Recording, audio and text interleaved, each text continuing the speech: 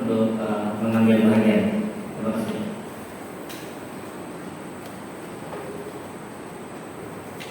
Terima kasih yang telah memimpin kita acara kita sepanjang hari ini, sepanjang waktu yang dibuat. Salam salat.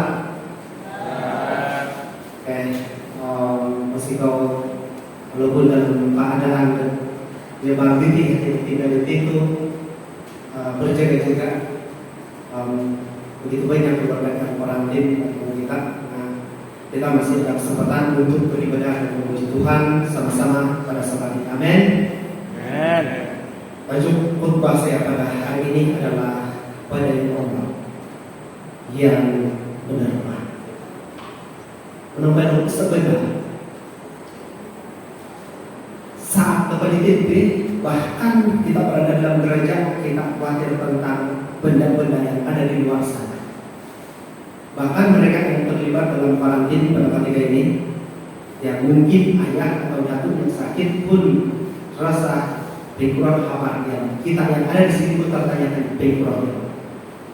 Jadi sebelum saya meneruskan khutbah, sekali lagi saya bawakan hati kita semua berdoa khas bagi mereka yang mengalami kesusahan pada waktu ini. Kita berdoa semuanya. Allah Bapa kami yang bertahta dalam kerajaan surga, Allah yang kami kenal, Yesus Kristus, pencipta langit dan bumi dan segala isinya. Pada pagi Sabat yang indah ini Tuhan, sekali lagi kami menyeru dan menyembah Engkau Tuhan, untuk hadir di antara kami, hadir di tengah-tengah kami, untuk terus memimpin hati kami masing-masing, agar penyembahan yang cukup bermaksud bagi kami. Teristimewa bagi kami Tuhan pada saat ini mengingati dalam doa sahabat saudara kami, yaitu tadi Abdul Roboto dan juga Andi Cimara Ikim, di mana mereka berada dalam keadaan kurang sehat disebabkan pandemi COVID-19, dan juga keluarga mereka yang dalam karantin. Kiranya Tuhan Engkau hadir bersama-sama dengan mereka, menghibur mereka, bahkan Tuhan menjamah dan menyembuhkan mereka yang sakit.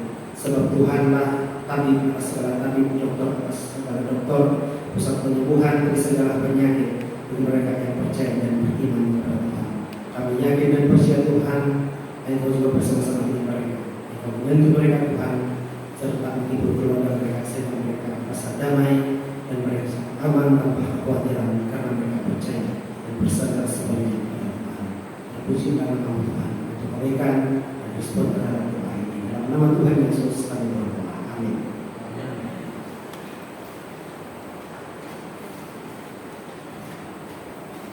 Let's go. Saya tidak bermaksud untuk mengucapkan kepada saudara Rena sebabkan ini acara kebaktian nanti. Pertama pilih, saya akan bawakan merenung beberapa ayat saja, terutama di dalam Daniel pasal 6 ayat 4. Oke, ini kisah Daniel yang kita pilih, terutama maju bocor yang tidak ayat 4. Tugasan di Daniel kita kailangan yang disajarkan kepada Ibrahim Daniel itu. Daniel, Misak dan Abednego, mereka adalah penjawab dalam jabatan yang tinggi dalam kerajaan. Di Daniel dapat di ayat 4, maka ada ini supaya raja jangan merugikan, maka Daniel ini melebihi para pejabat tinggi dan para wakil raja itu, karena ia mempunyai roh yang luar biasa, dan raja bermaksud untuk menempatkannya atas seluruh kerajaannya. Oke, kalian pastikan tugas Daniel ditingkat sebagai kepala kerajaan, tidak bangun sebagai perdana menteri, lebih kurang begitu.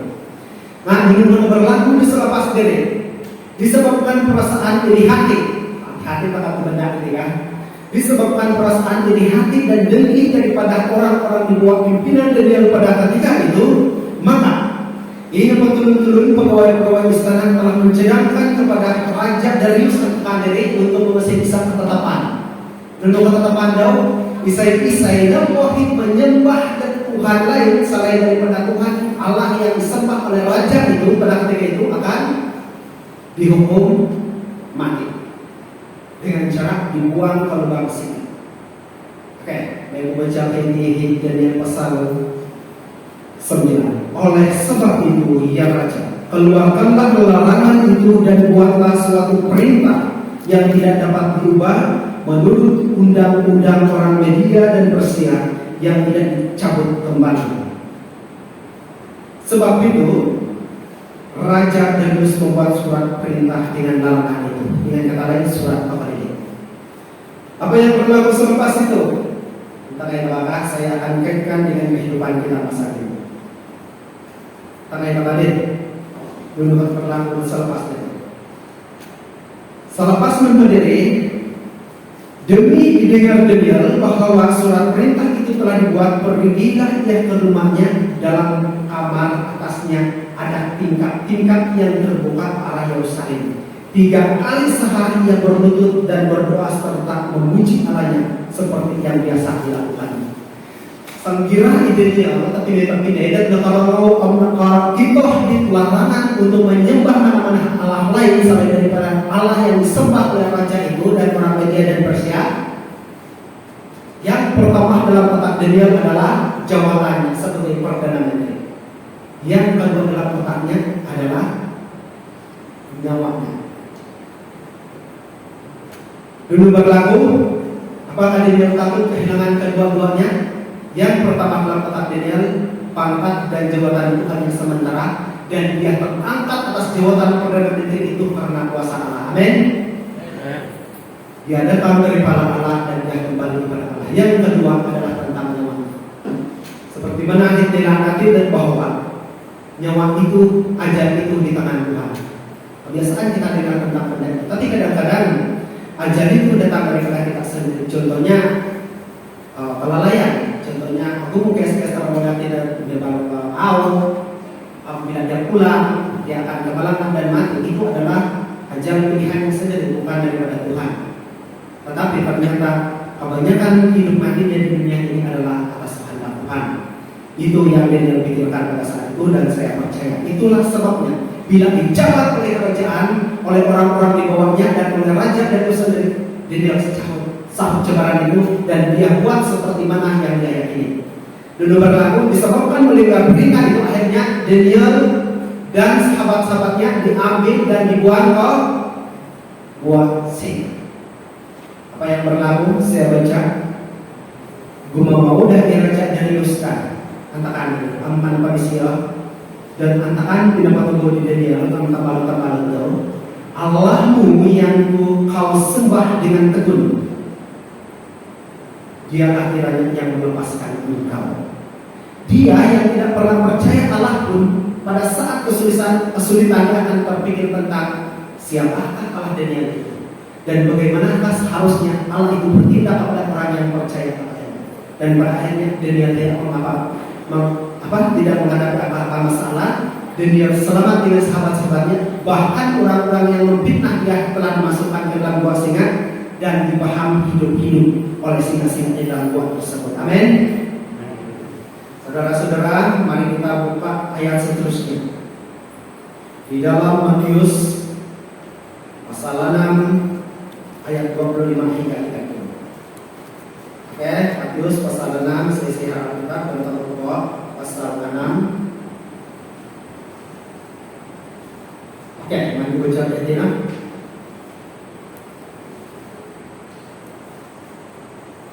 Anu pada ini mereka. Matius pasal 6 ayat 25.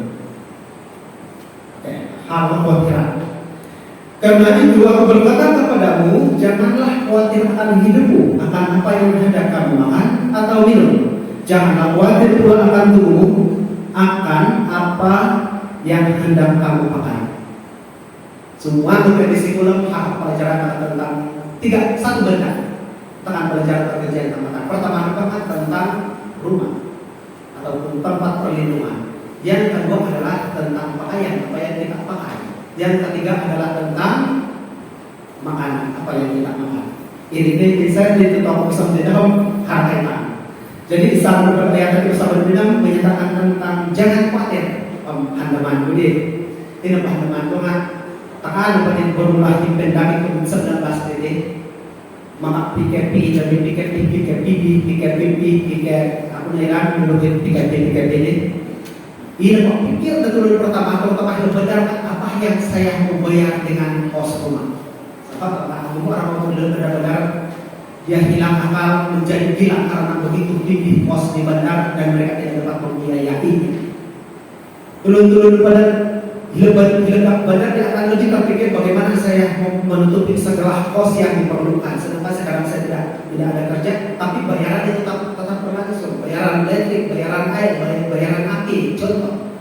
Tapi di kampung-kampung, orang-orang kampung yang tidak terpikir tentang apa yang dipikirkan orang-orang di bandar, di pikiran di kampung terutama yang sendiri mereka. Di Indonesia di Timur dia hanya mampu mengeluarkan beras hanya 40%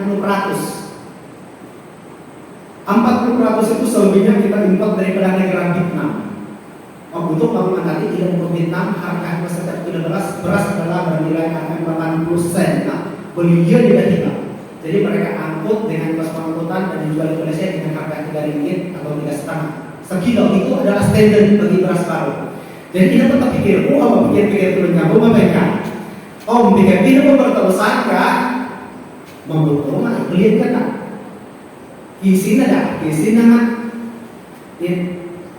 ini kok gas. Kebelian jadi maksud kisin itu besok gas belian untuk tamu ya makanan pantai ini 2020 kali. Itu yang orang pikirkan. Bila putus makanan kita akan bermaksud orang akan khawatir tentang hari esok. Dia akan terpikir bagaimana esok, bagaimana dengan anak saya, bagaimana dengan saya, bagaimana dengan ini, bagaimana dengan ini. Orang akan pikirkan tentang hal-hal yang seperti itu. Dan saya sendiri terpikir tentang hal itu dan saya tidak pernah terlepas daripada benar-benar memikirkan hal-hal ini. Mau berbagai tapi naik dan anak-anak pikir ini ulang-ulang dulu. Firman Tuhan untuk kita juga, kita akan bisa seterusnya 26. Pandanglah burung-burung di langit yang tidak menabur dan tidak menuai dan tidak mengumpulkan bekal dalam lumbung, namun diberi makan oleh Bapakmu yang di surga. Bukankah kamu jauh melebihi burung-burung itu? Siapakah di antara kamu yang karena kekhawatirannya dapat menambahkan sehasta jalan pada hidupnya? Persoalan kesedihan teman bisa ini entah ada kayu sebab atang kamu apa namanya sehasta jalan hidupmu ataupun seminit daripada jalan hidupmu atau sejam daripada jalan hidupmu. Oke, dan seterusnya di sini dikatakan dan mengapa kamu khawatir akan pakaian? Perhatikanlah bunga bakung di ladang yang tidak tumbuh tanpa bekerja dan tanpa memuntal. Namun aku berkata kepadamu, selama dalam segala kemegahannya pun tidak berpakaian seindah salah satu dari bunga itu. Jadi jika demikian Allah mendandani rumput yang di ladang yang hari ini ada dan besok dibuang ke dalam api, tidakkah ia akan tidakkah ia akan terlebih lagi mendandani kamu, hai orang yang kurang percaya. Sebab itu janganlah kamu khawatir dan berkata, apakah yang akan kami makan, apakah yang akan kami minum, apakah yang akan kami pakai. Semua itu dicari bangsa-bangsa yang tidak mengenal Allah. Tetapi Bapakmu yang di surga tahu bahwa kamu memerlukannya. Tetapi carilah dahulu kerajaan Allah dan kebenarannya, maka semuanya itu akan ditambahkan kepadamu. Amin. Sebab itu janganlah kamu khawatir akan hari esok, karena hari besok mempunyai kesusahan sendiri. Kesusahan sehari cukuplah untuk sehari. Tapi ini seorang Tuhan Yesus bersihan menunggu untuk tinggal batin kita berdepan dengan berbagai tekanan dan isu yang dimainkan di media sosial. Kadang-kadang bila media sosial berkata hati kita akan buta, iman kita akan lemah, pertumbuhan rohani kita akan berkurang. Kadang-kadang kita akan bertanya kepada Tuhan, ya Tuhan, di mana Engkau pada saat ini?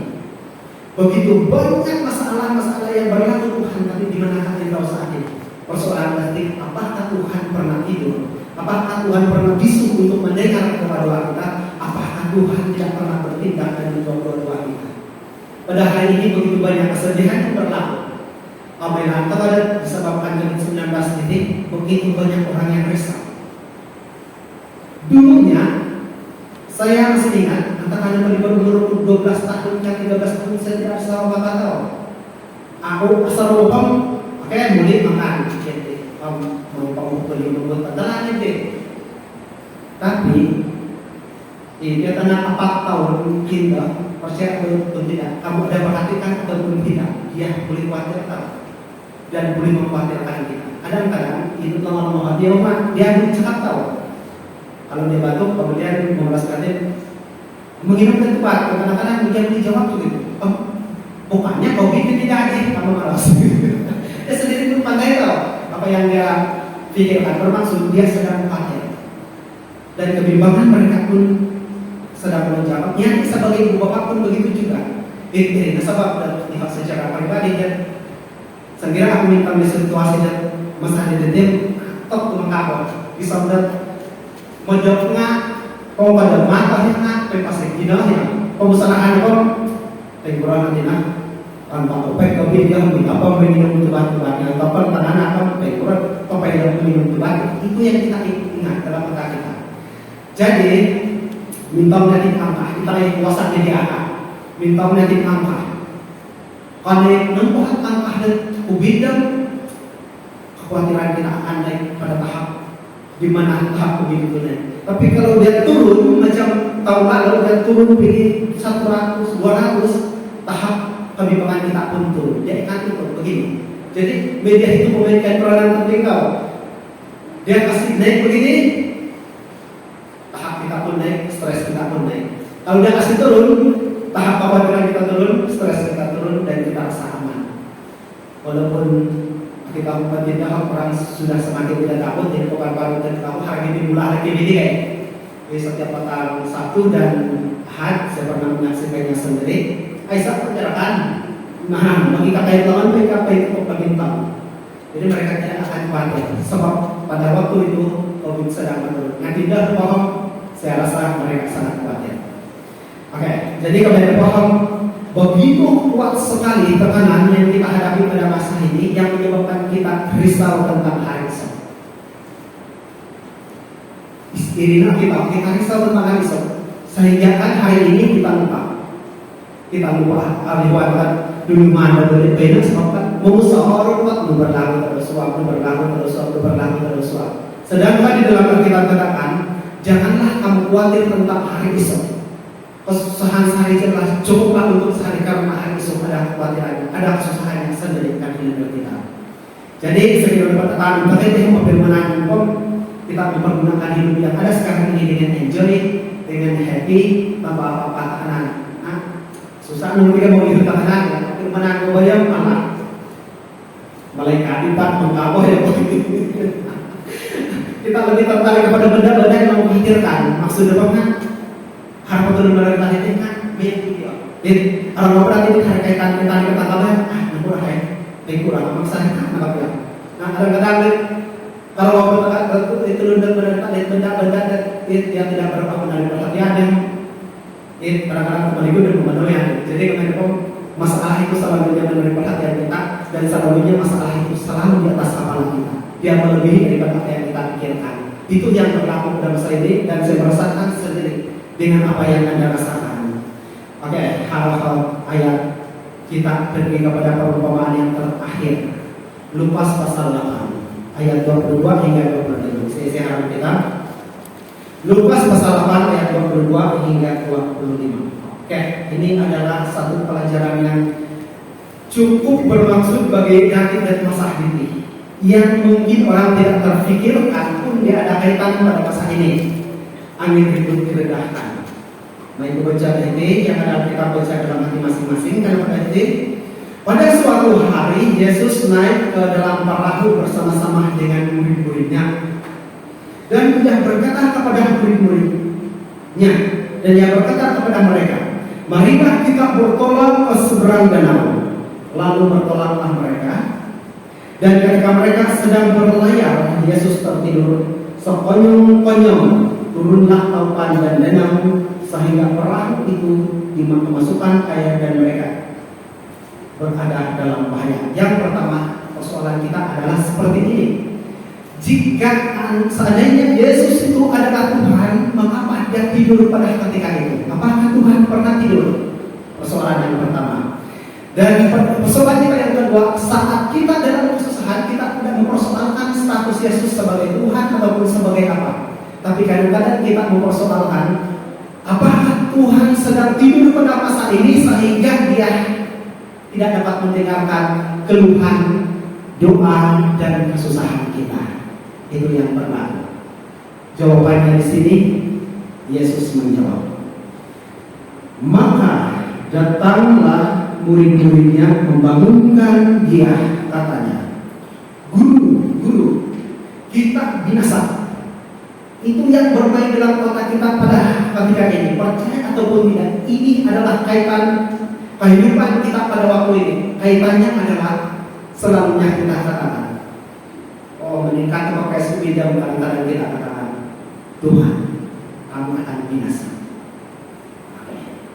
Dan yang seterusnya, ia pun bangun lalu menghardik angin dan air yang mengganggu itu, dan angin dan air itu pun reda dan danau itu menjadi teduh.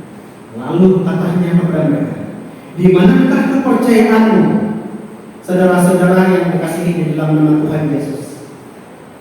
Saat kita berseru kepada Tuhan dan menyatakan tentang kesusahan hidup kita, mungkin berdoa yang dia, Tuhan, ini dapat akhir kau di hospital saat ini sebab semakin.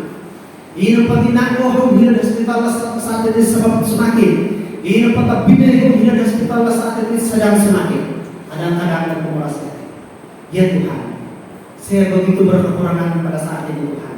Apakah Tuhan hadir di sisi saya untuk membantu saya, ataupun kadang-kadang kita akan berseru kepada Tuhan, ya Tuhan, saya begitu banyak masalah Tuhan.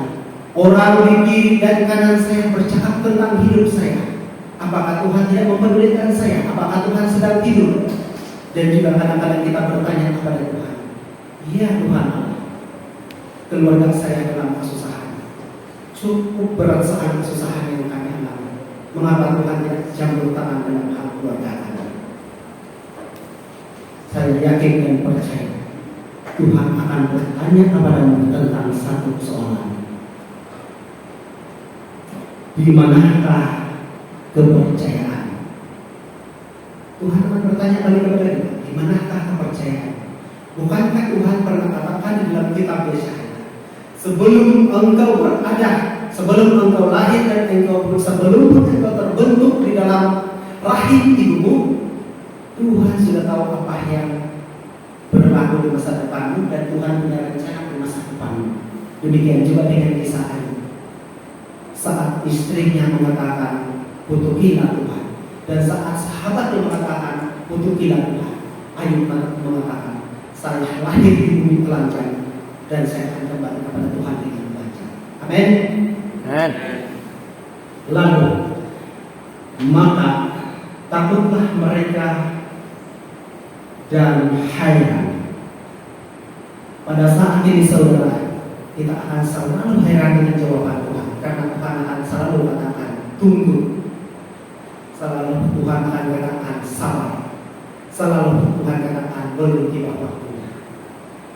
Siapakah gerangan ini sehingga yang memberi perintah kepada angin dan air dan mereka taat kepadanya? Saudara-saudara, mengapa mereka bersoal jawab tentang hal ini? Dengan kata lain, pada hari ini manusia yang sedang dilanda dengan kekhawatiran sedang bertanya, hak Tuhan itu sebagai Tuhan. Dia sedang bertanya, siapa Tuhan sebenarnya? Dengan itu saya yakin dan percaya khotbah kita pada pagi ini dapat memberi sedikit inspirasi kepada kita bahwa kebergantungan kita bukanlah kepada diri sendiri. Kebergantungan kita juga bukan kepada dasar pemerintahan yang ada pada masa ini. Kebergantungan kita bukanlah kepada sahabat, kepada istri atau suami atau anak-anak kita, tapi kebergantungan kita adalah antara kita dengan Tuhan. Saya sendiri secara pribadi selalu mengatakan kepada Tuhan, ya Tuhan, apa yang saya lakukan, apa yang saya telah buat, jangan melibatkan siapa saya dalam hidup saya. Biarlah urusan itu antara saya dengan Engkau ya Tuhan. Sebab saya percaya orang tidak melihat apa yang kita buat, tapi Tuhan selalu terbuka mata besar untuk melihat apa yang kita telah lakukan di dalam hidup ini. Dengan itu saudara-saudara, mari kita semua berdiri.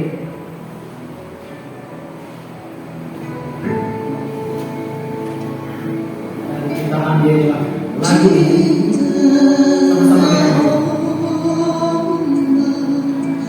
Dan harus mencoba Sama-sama kita nyanyikan dengan semangat.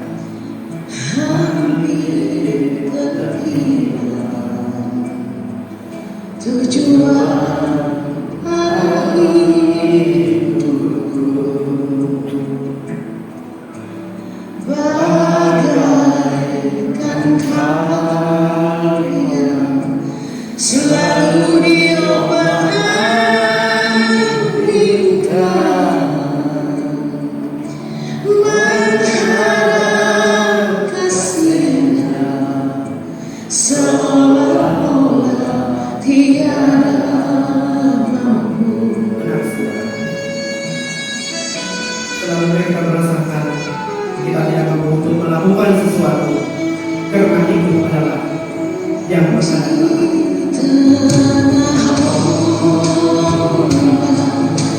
Dan harus mencoba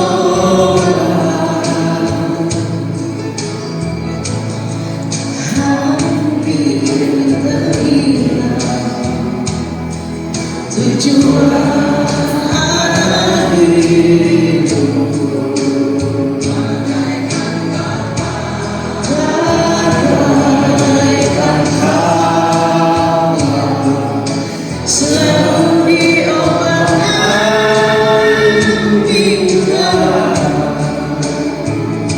mengharap kasihnya seolah-olah tiada mampu. Yesus perhatikan kehidupan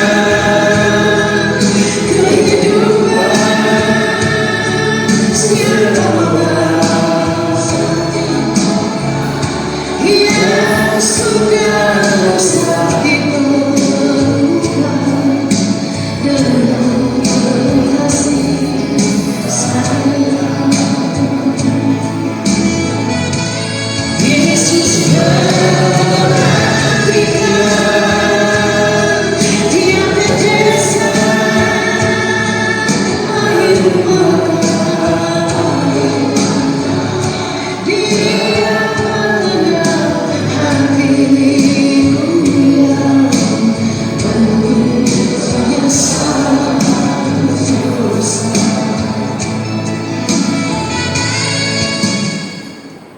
Kita semua berdoa dan saya begini dalam doa. Allah Bapa kami yang berkata dalam kerajaan surga, Allah yang kami kenal Yesus Kristus. Sebentar tadi Tuhan, sekalian kami yang berada dalam kerajaan ini telah belajar tentang firman. Kami belajar banyak tentang kisah kami Daniel dan sahabat-sahabat.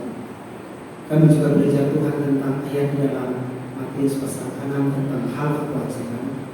Dan juga Tuhan kami telah belajar dalam Lukas tentang hal yang sama, yaitu hal kekhawatiran. Tapi Tuhan, setelah kami belajar firman-Mu Tuhan dalam Alkitab ini, kami merasakan bahwa hidup kami ini adalah terlalu singkat, dan dunia ini kami jadikan sebagai tempat persinggahan, sebagai tempat perkemahan. Dan Tuhan, kehidupan kami bukanlah ditentukan oleh tangan, hati, dan naluri kami, tetapi atas dasar kuasa dan kehendak Tuhan sendiri. Satu yang kami percaya Tuhan pada hari ini Tuhan, walaupun kami berada di dalam gereja, kami selalu terganggu dengan situasi-situasi di luar sana yang dimainkan oleh media Tuhan. Dan Tuhan, kami percaya satu benar, kami selalu khawatir.